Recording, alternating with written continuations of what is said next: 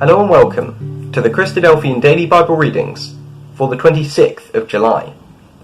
The first portion of today's readings is 2 Samuel chapter 12, and I'm reading from the King James Version.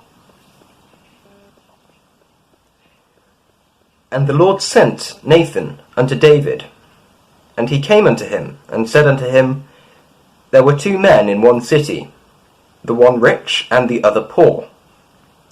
The rich man had exceeding many flocks and herds, but the poor man had nothing, save one little ewe lamb, which he had bought and nourished up, and it grew up together with him and with his children. It did eat of his own meat, and drank of his own cup, and lay in his bosom, and was unto him as a daughter. And there came a traveller unto the rich man, and he spared to take of his own flock and of his own herd, to dress for the wayfaring man that was come unto him, but took the poor man's lamb, and dressed it for the man that was come to him. And David's anger was greatly kindled against the man, and he said to Nathan, As the Lord liveth, the man that hath done this thing shall surely die, and he shall restore the lamb fourfold, because he did this thing, and because he had no pity. And Nathan said to David, Thou art the man. Thus saith the Lord God of Israel, I anointed thee king over Israel, and I delivered thee out of the hand of Saul. And I gave thee thy master's house, and thy master's wives into thy bosom, and gave thee the house of Israel and of Judah. And if that had been too little, I would moreover have given unto thee such and such things. Wherefore hast thou despised the commandment of the Lord, to do evil in his sight? Thou hast killed Uriah the Hittite with the sword, and hast taken his wife to be thy wife, and hast slain him with the sword of the children of Ammon. Now therefore the sword shall never depart from thine house, because thou hast despised me, and hast taken the wife of Uriah the Hittite to be thy wife. Thus saith the Lord, Behold, I will raise up evil against thee out of thine own house, and I will take thy wives before thine eyes, and give them unto thy neighbour, and he shall lie with thy wives in the sight of this sun. For thou didst it secretly, but I will do this thing before all Israel, and before this sun. And David said unto Nathan, I have sinned against the Lord. And Nathan said unto David, The Lord also hath put away thy sin, thou shalt not die. Howbeit, because by this deed thou hast given great occasion to the enemies of the Lord to blaspheme, the child also that is born unto thee shall surely die. And Nathan departed unto his house. And the Lord struck the child that Uriah's wife bare unto David, and it was very sick.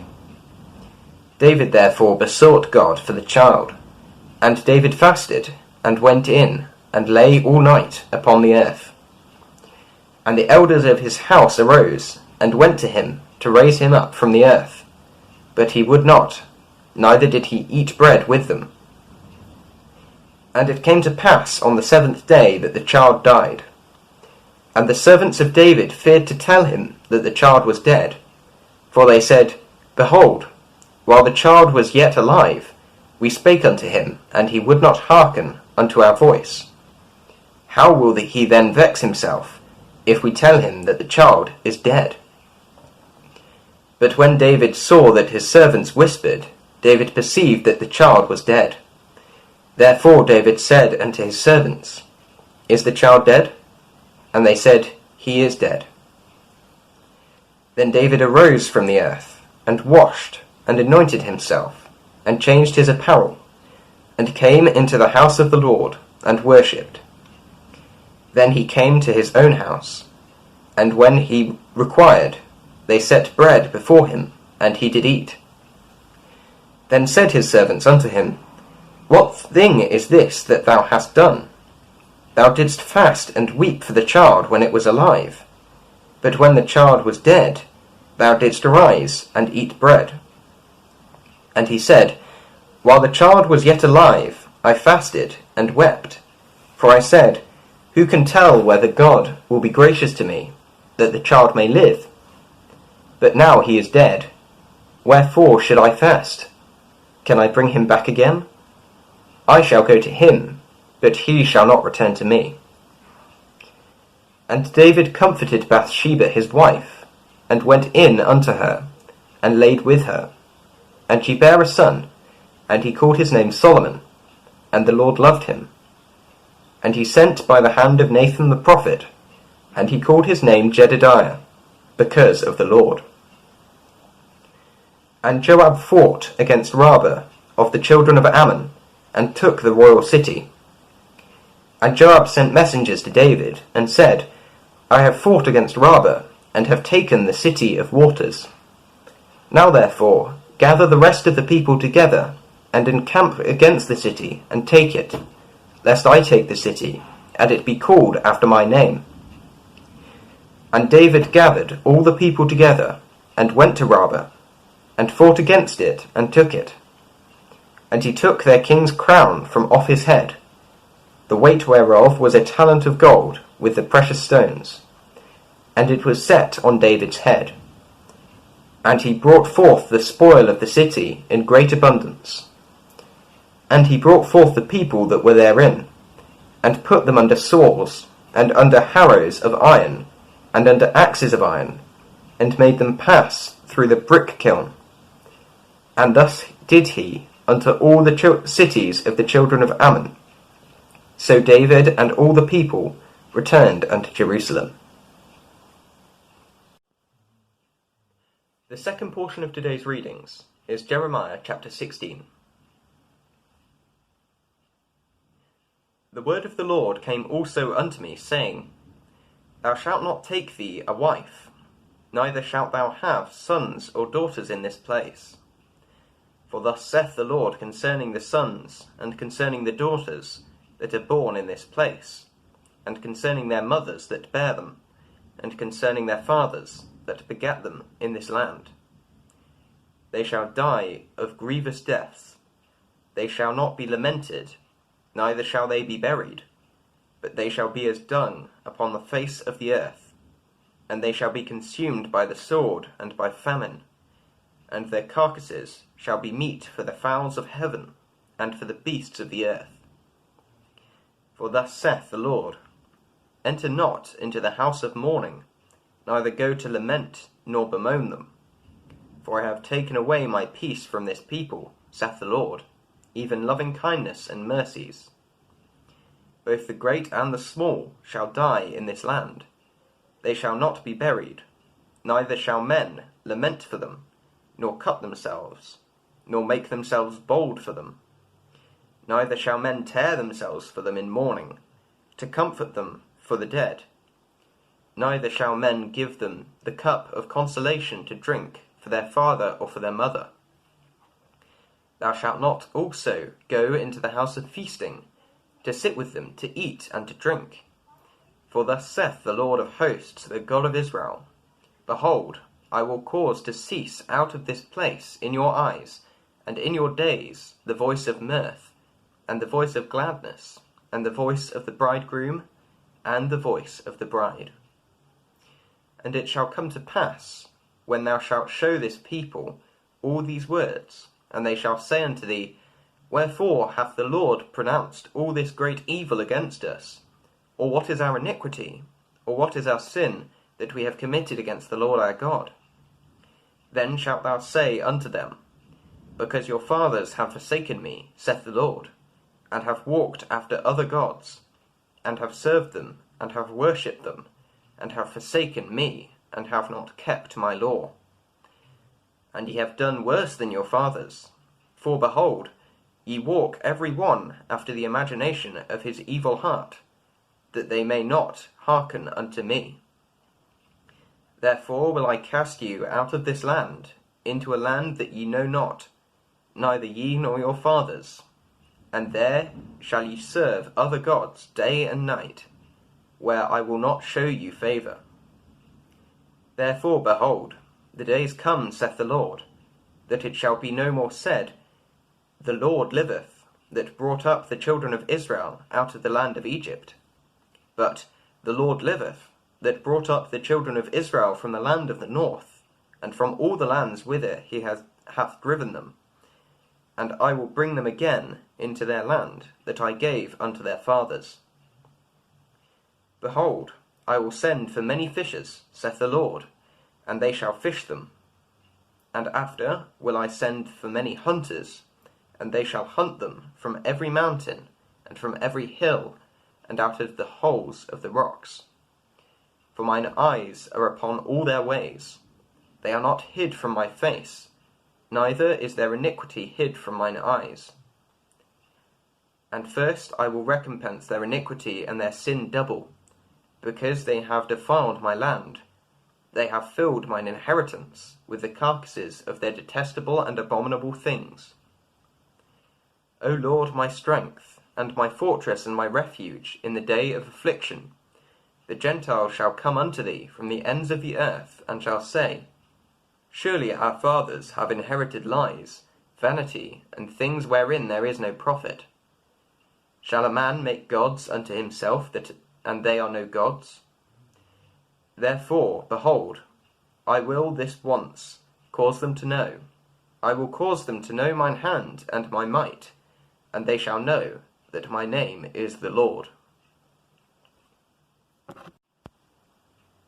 The third portion of today's readings is Matthew chapter 27. When the morning was come, all the chief priests and elders of the people took counsel against Jesus to put him to death. And when they had bound him, they led him away, and delivered him to Pontius Pilate, the governor. Then Judas, which had betrayed him, when he saw that he was condemned, repented himself, and brought again the 30 pieces of silver to the chief priests and the elders, saying, I have sinned, in that I have betrayed the innocent blood. And they said, What is that to us? See thou to that. And he cast down the pieces of silver in the temple, and departed, and went and hanged himself.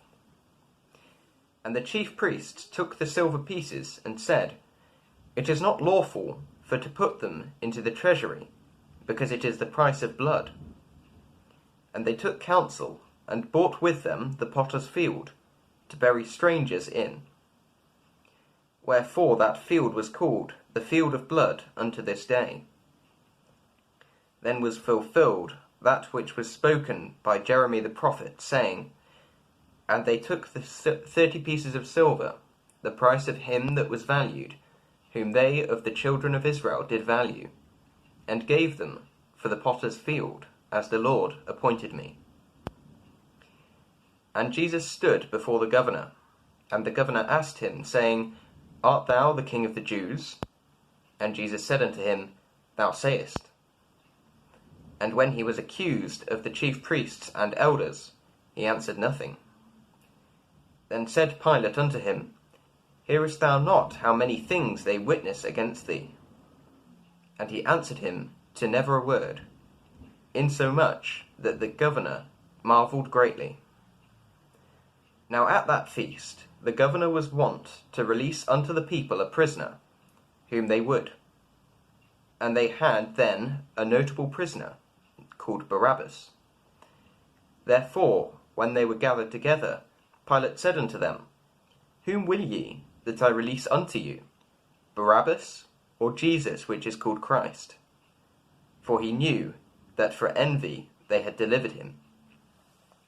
When he was set down on the judgment seat, his wife sent unto him, saying, Have thou nothing to do with that just man? For I have suffered many things this day in a dream because of him. But the chief priests and elders persuaded the multitude that they should ask Barabbas, and destroy Jesus. The governor answered and said unto them, Whether of the twain will ye that I release unto you?